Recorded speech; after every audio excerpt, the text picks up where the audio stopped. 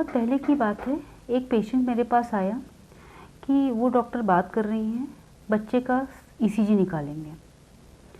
कैसे ये हो सकता है, बच्चा तो पेट के अंदर है, ईसीजी उसकी छाती में कैसे लगाएंगे। वो तो ऐसी बात कर रही हैं कि ऑपरेशन करके बच्चे की छाती में ईसीजी हम लगाने वाले हैं। उस संदर्भ में सोचा जाए तो थोड़ा सा हंसी आती है, लेकिन ये सच है। बच्चे का ईसीजी, जैसा कि हम देखते हैं कि किसी भी एडल्ट का ईसीजी बच्चे का सीटीजी होता है, कार्डियोटोकोग्राफ। ये है क्या एक्चुअली? कार्डियोटोकोग्राफ यानी कि बच्चे की धड़कन और बच्चेदानी का दर्द कितनी कितनी देर में आ रहे हैं, इसको एक पेपर पर रिकॉर्ड करना। एक मशीन के माध्यम से होता है, सबने ईसीजी मशीन देखी है, यह एक मशीन के माध्यम से होता है।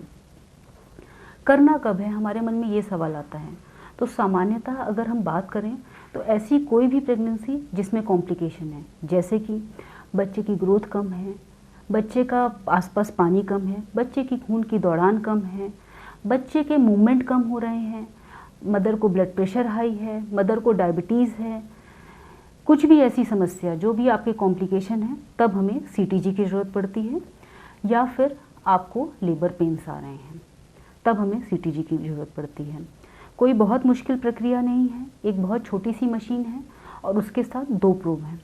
2 प्रोब यानी ढक्कन, जैसे किसी भी बॉटल में, बड़ी बॉटल में जो इतने बड़े ढक्कन होते हैं, वैसे ही 2 प्रोब हैं। दोनों प्रोब आपके पेट में लगेंगे। पेट में एक ऐसी जगह पर जहाँ बच्चे की धड़कन सुनाई दे रही है। आप सभी को पता है कि बच्चे की धड़कन एक ही जगह सुनाई देती है। अगर सबने एंटीनेटल ओपीडी अटेंड की है तो किसी एक जगह पर सुनाई देती है। एक प्रोब वहाँ पर लगेगा और दूसरा प्रोब बच्चेदानी के ऊपरी हिस्से में, मोटे मोटे तौर पर बोलें तो नाभि और छाती के बीच में। ऊपर क्यों? क्योंकि ऐसा माना जाता है कि दर्द की शुरुआत बच्चेदानी के ऊपरी हिस्से से होती है।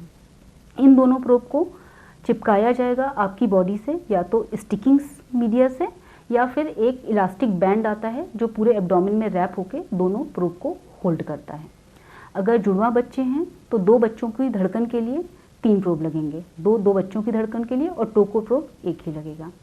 अब हम इस पे देखते क्या हैं। पहला, कार्डियो यानी बच्चे की धड़कन। तो बच्चे की धड़कन कितनी चल रही है? नॉर्मली बच्चे की धड़कन कितनी होती है? 110 से 160 के बीच में। तो हमें इस पेपर में ये समझ में आएगा कि बच्चे की धड़कन कितनी चल रही है।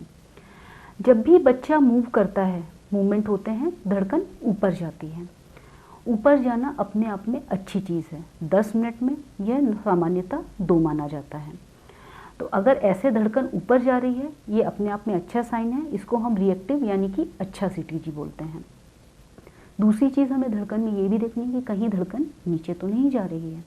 अगर नीचे जा रही है तो ये अच्छी चीज़ नहीं है बच्चे की धड़कन नीचे जाना, और हमें कई बार एडमिशन की भी ज़रूरत पड़ सकती है, या फिर अगर कुछ कारण पता चल रहा है तो उस कारण को हमें हो सकता है कि ठीक करना पड़े। आपको, अगर आप लेबर में नहीं हो, अगर आपको दर्द नहीं आ रहे हैं, एक पेन जैसा इंस्ट्रूमेंट दिया जाता है जिसको आपको पुश करना है जितनी बार भी बच्चा हिला, आपको जितनी बार भी मूवमेंट पता चले। यह स्पेशली उन केसेस में हेल्पफुल होता है जब आपको कई बार ऐसा लगे कि हमें कल से मूवमेंट ही नहीं हुआ। तो उस पेपर में आप जितनी बार ये मार्क करोगे, इंक से वो मार्किंग आएगी कि इस दौरान पर ये बच्चा हिला। सबसे नीचे उस पेपर के आता है टोकोग्राफ, यानी कि बच्चेदानी में दर्द या कॉन्ट्रैक्शन कितने आ रहे हैं। सामान्यतः अगर आप लेबर में नहीं हैं तो वो फ्लैट लाइन यानी कि बिल्कुल नो कॉन्ट्रैक्शन की होगी।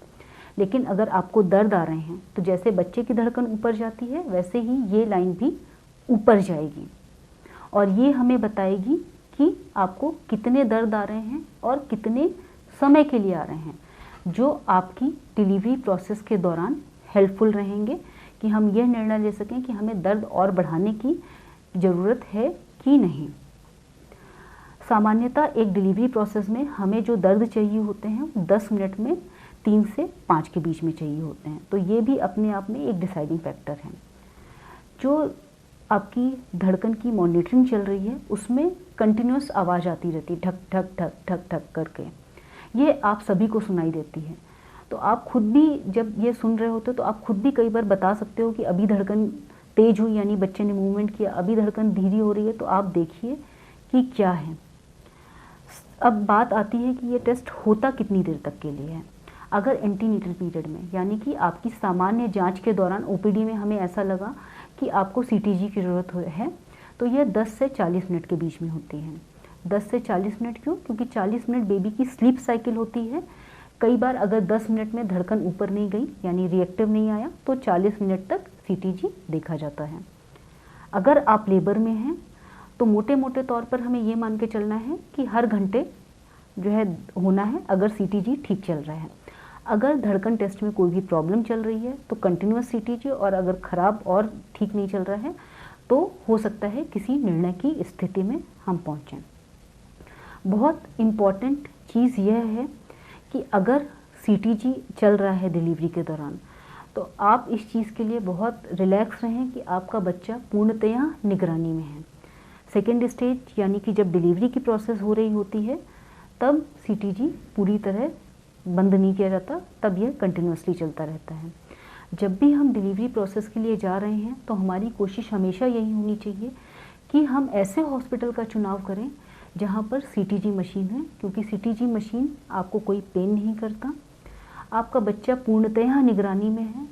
अगर कुछ भी प्रॉब्लम होती है बच्चे की, तो बच्चे की धड़कन आपको ऑलमोस्ट 1 घंटे पहले बता देती है कि यह प्रॉब्लम होने वाली है। तो आपकी प्रेगनेंसी पूर्णतः निगरानी में रहती है, और आपको जो वो पूरा ग्राफ मिलता है वो आप खुद भी कई बार जो है समझ जाते हो ऊपर नीचे देखने में कि यह नॉर्मल है कि एबनॉर्मल। यह मेरी पूरी जानकारी सीटीजी से रिलेटेड। अगर आपको इससे संबंधित कोई भी जानकारी चाहिए हो तो आप मेरे को कमेंट बॉक्स में कमेंट करें। Thank you so much.